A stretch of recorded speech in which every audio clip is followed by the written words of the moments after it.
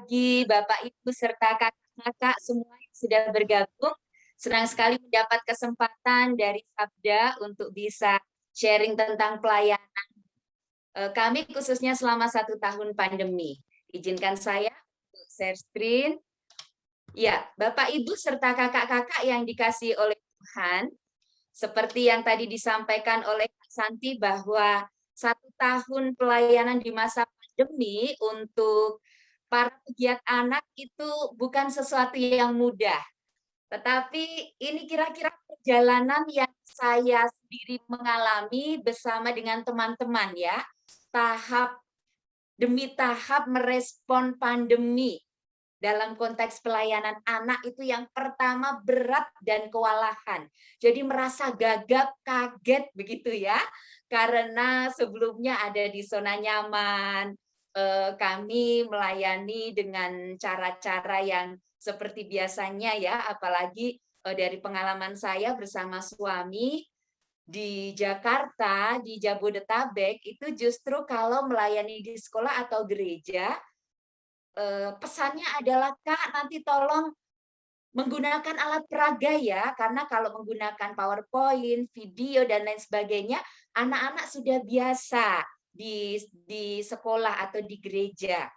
Sehingga kami lebih banyak memiliki keterampilan untuk membuat alat-alat peraga handmade ya, manual seperti itu. Jadi jujur saja secara pribadi dan khususnya juga teman-teman di jaringan pelayanan anak itu merasa terkaget-kaget begitu dan harus segera menyesuaikan.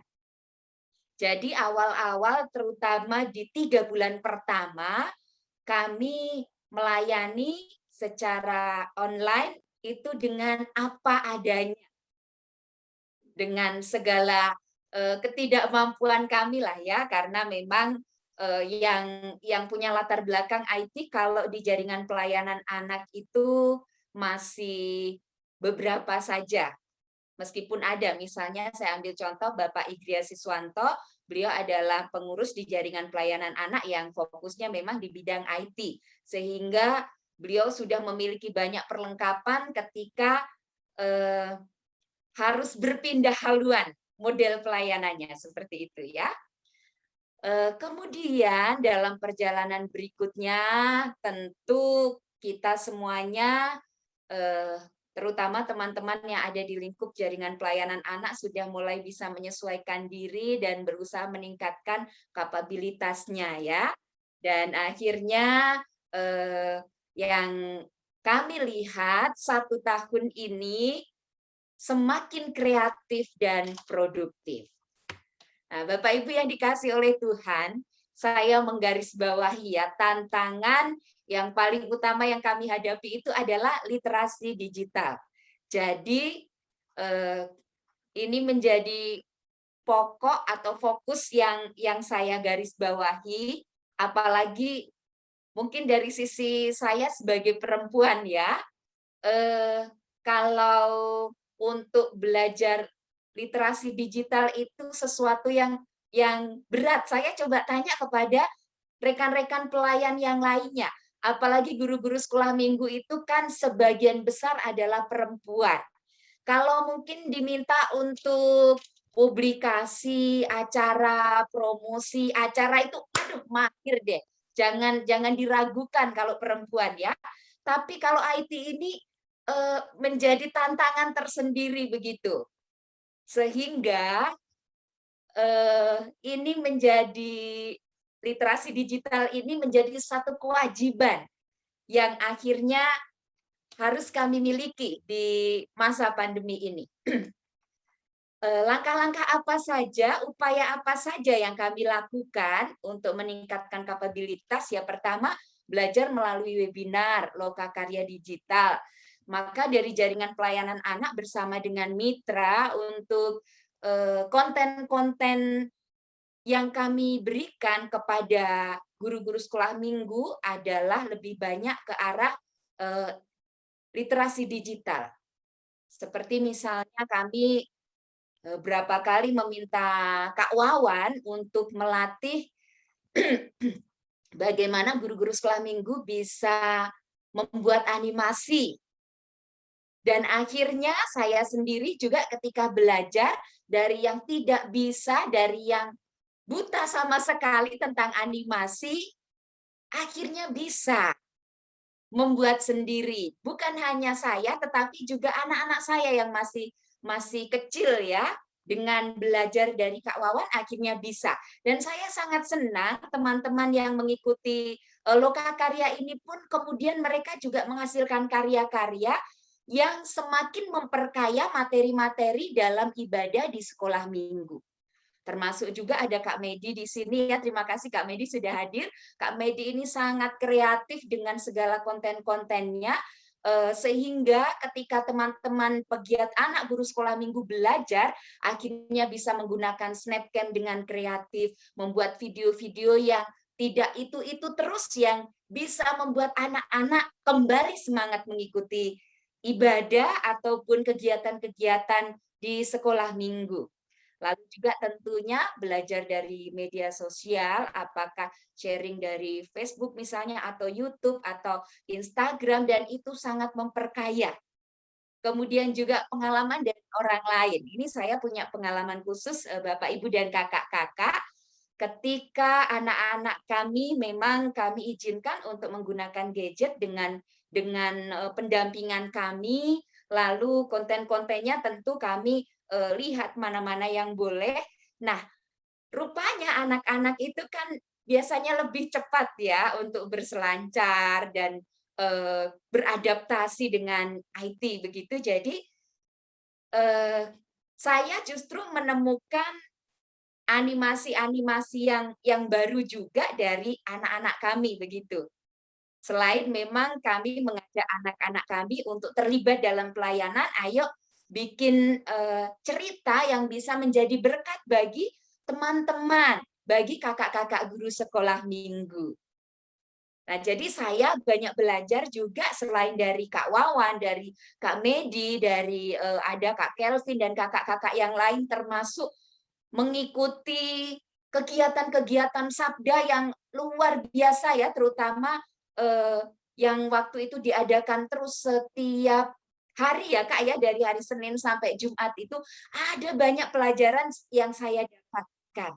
Bahwa di era digital ini kita bisa memberkati lebih luas lagi tanpa ada sekat-sekat waktu, tempat, dan lain sebagainya. Kemudian belajar mandiri dengan berani mencoba. Jujur saja kakak-kakak, Bapak Ibu, sebelumnya saya bergantung banyak dengan suami saya. Apalagi masih awal-awal begitu ya, aduh, dikit-dikit teriak saya, "Yang ini bagaimana?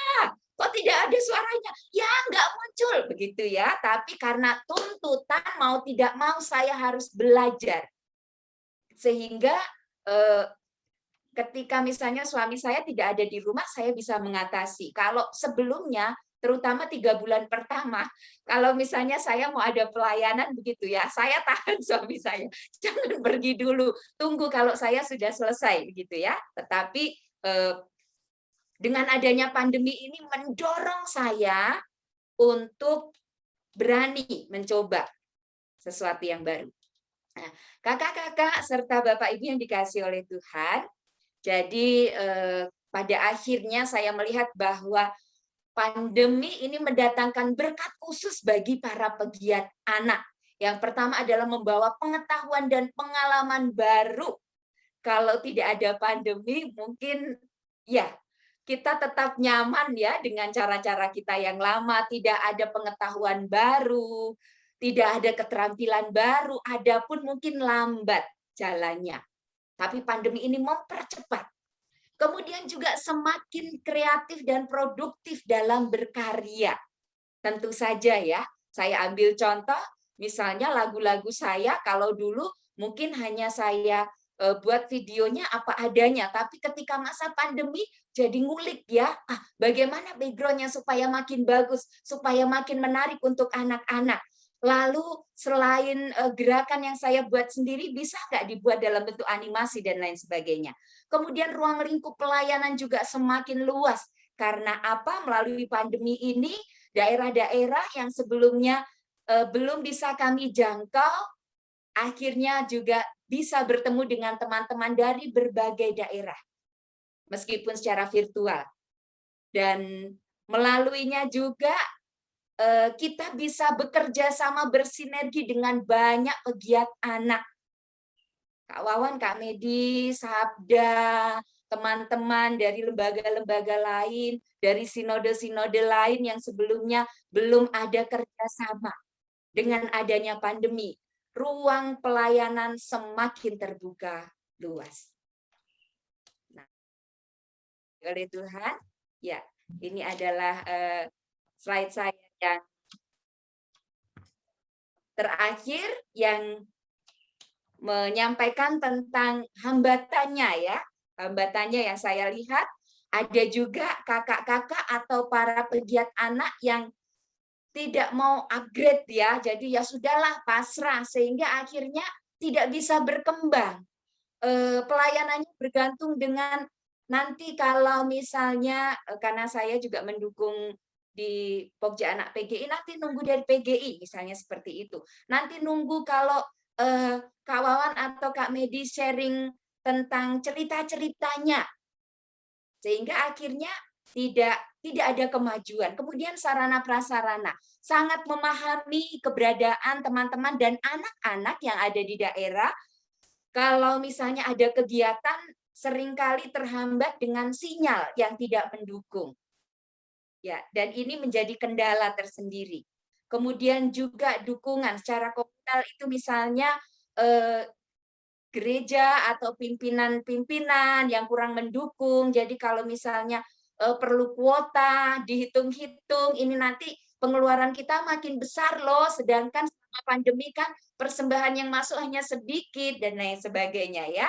Kemudian juga efek penggunaan gadget sendiri kalau dari sisi orang tua tidak memberikan pendampingan, maka juga akan menimbulkan hal-hal yang negatif untuk putra-putri maupun anak layan kita. Kira-kira itu saja yang bisa saya sharingkan. Sekali lagi, terima kasih banyak Sabda dan juga kakak-kakak serta Bapak Ibu.